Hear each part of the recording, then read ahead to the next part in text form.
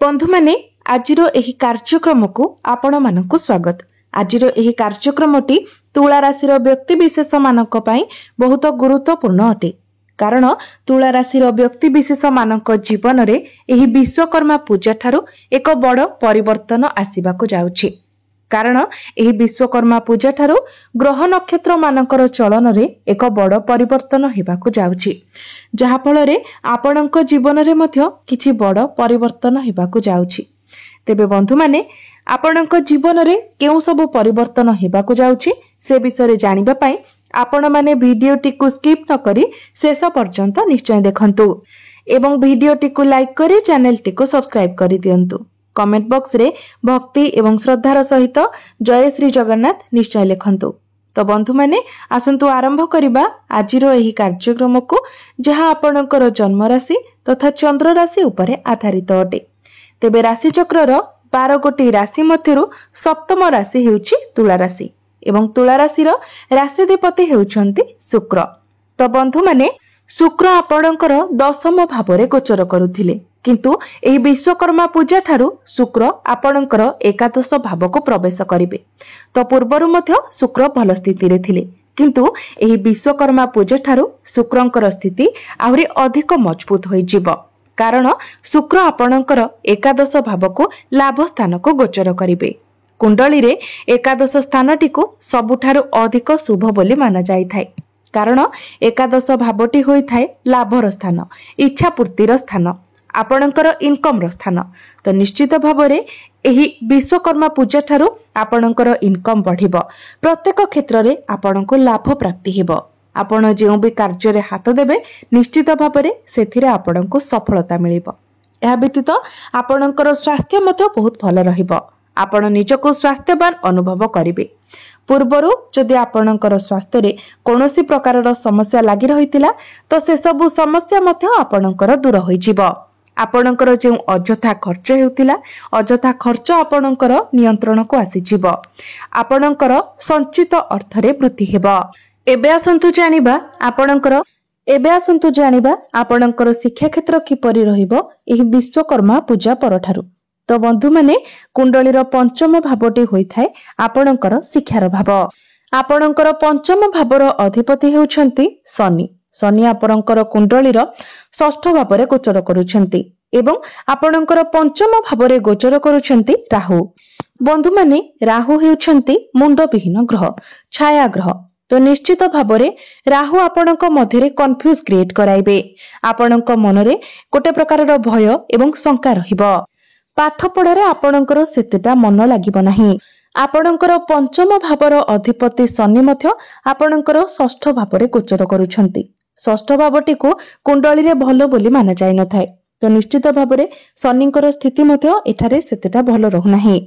तो बंधु माने एही विश्वकर्मा पूजा परे जदि आपण किछि एडमिशन नेबा पई चाहछंती ताहा आपण करि परिबे। किंतु आपणकर जदि कोनोसी एग्जाम अछि तो एग्जाम आपणक पई एवरेज रहिबो। किंतु गोटे कथा हैला जदि आपणकर निजर जन्म कुंडली रे आपणकर शिक्षा क्षेत्र बहुत उच्च रहउची तो निश्चित भाबरे आपणको सफलता मिलिबो। जदि आपणकर पंचम भावटी बहुत स्ट्रांग रहउची सेथिरे किंतु आपणको अधिक सफलता मिलिबो।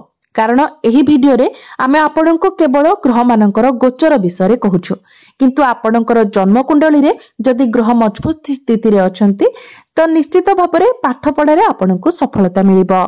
एबे आसंतु जानिबा आपणकर प्रेम जीवन किपरि रहिबो एही विश्वकर्मा पूजा ठारू। तो बंधु माने कुंडलीर पंचम भावटी आपणकर शिक्षार भाव हेबा सहित पंचम भावटी मध्ये होई थाए आपणकर प्रेम जीवनर भाव।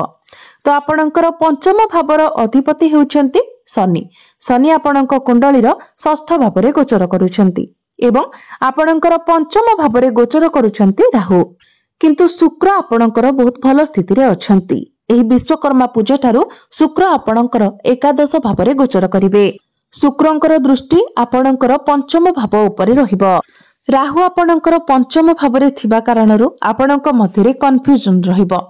आपणकर पार्टनर को टिके डाउट करि पारंती। राहु हेउछंती छलिया ग्रह।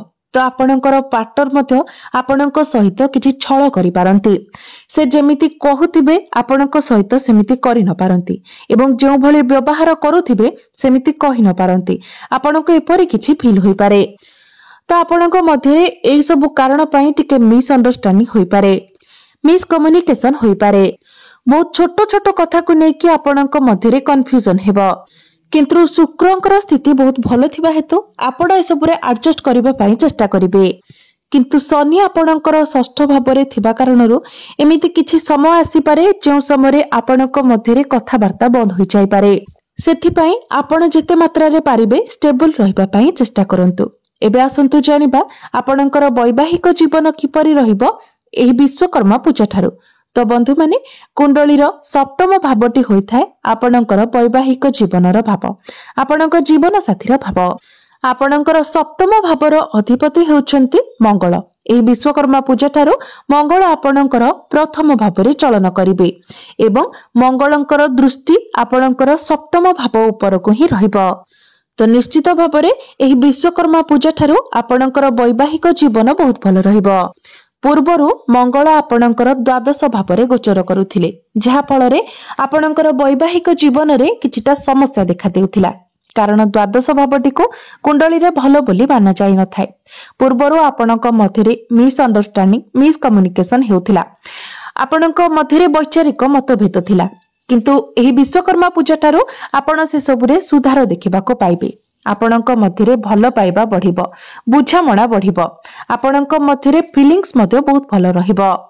आपण दुई जण मिसी केवाडे बुलीबाकू जाय पारंती किंबा आपण निज घर पई किछि जिनिस किणा किणी करि पारंती।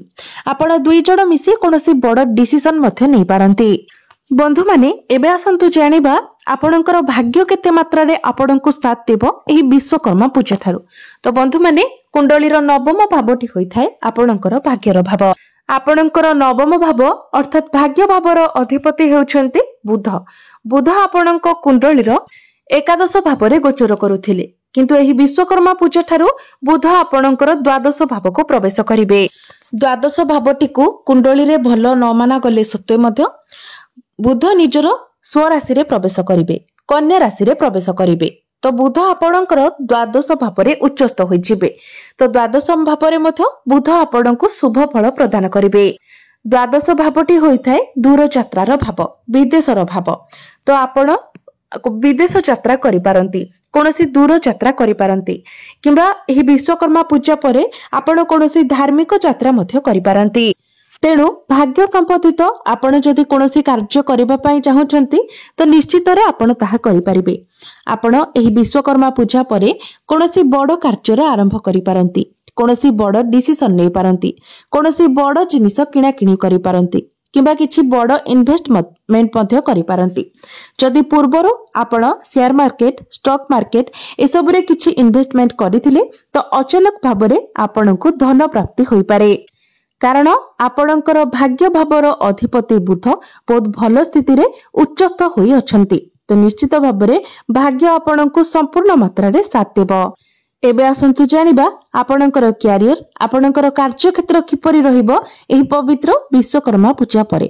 तो बंधु माने कुंडलीर दशम भावटी होइथाय आपणकर कैरियर भाव। आपणकर दशम भावर अधिपति हेउछंती चंद्रमा, जे कि प्रति 2 दिन रे निजर राशि परिवर्तन करिथांती। किंतु आपणकर प्रथम भावर अधिपति शुक्र आपणकर एकादश भावरे लाभ स्थान रे गोचर करूछंती। तो निश्चित भावरे एही विश्वकर्मा पूजा ठारू कैरियर आपणकर बहुत भल रहिबो। आपण आपणकर कैरियर रे बहुत अधिक ग्रो करिवे। आपणकर चाकरी क्षेत्र रे प्रमोशन मध्य होई पारे एवं जदि आपणक पाखरे चाकरी नाही तो आपणको चाकरी मिलिबार मध्य बहुत अधिक संभावना रहुछि। तेनु आपण निज तरफरो चेष्टा जारी रखंतु। आपण आपणकर कैरियर को नै बहुत सीरियस रहिबे। निजर काम गुडी को बहुत भल भाबरे करि परिबे। कार्य क्षेत्र रे आपणको अचीवमेंट मिलि पारे, मान सम्मान मिलि पारे। बिजनेस कथा जदि कहिबा तो बिजनेस मध्य एही विश्वकर्मा पूजा ठारू आपणकर बहुत भल रहिबो। बिजनेस रे आपणकर ग्रोथ हेबो, आपणकर कस्टमर बढ़िबे, आपणकर डेली इनकम मध्य बढ़िबो, जहा फल रे आपणकर फाइनेंशियल ग्रोथ हेबो। व्यय अपेक्षा आपणकर आय अधिक रहिबो, जहा फलरे आपणकर संचित अर्थरे मध्य वृद्धि हेबो। कारण बुध आपणक राशि रे उच्चस्थ होइजिबे, तो निश्चित भाबरे आपणकर व्यापार वाणिज्य क्षेत्र रे आपणको बहुत अधिक लाभ प्राप्ति हेबो। एबे आसंतु जानिबा किछि उपाय विषय रे, जे उपाय गुड़िक करिबा द्वारा आपणको अधिक मात्रा रे शुभ फल प्राप्ति हेबो एवं जहा किछिटा अशुभत्व रहुछि से गुड़िक खंडन होइजिबो। सेतिपाई आपण प्रत्येक दिन शनिंकर बीज मंत्र 108 थर जप करंतु, कारण शनिंकर स्थिति आपणक कुंडली रे टिके खराब रहुछि। सेतिपाई प्रतिकार स्वरूप आपण प्रत्येक दिन शनिंकर बीज मंत्र 108 थर जप करंतु एवं प्रत्येक दिन हनुमान चालीसार पाठ करंतु। एहा व्यतीत राहुंकर प्रतिकार स्वरूप आपण प्रत्येक दिन पक्षी मानंको किछि खाइबाकू दियंतु एवं पानी दियंतु। प्रत्येक दिन आपण उदित सूर्य को तंबा पात्र रे जलार्घ्य अर्पण करंतु। निश्चित भाबरे आपनको अधिक मात्रा रे शुभ फल प्राप्ति हेबो। तेबे बंधु माने आपणकर जीवन मंगलमय हेउ, एहा ही ईश्वरक निकट रे मोर प्रार्थना।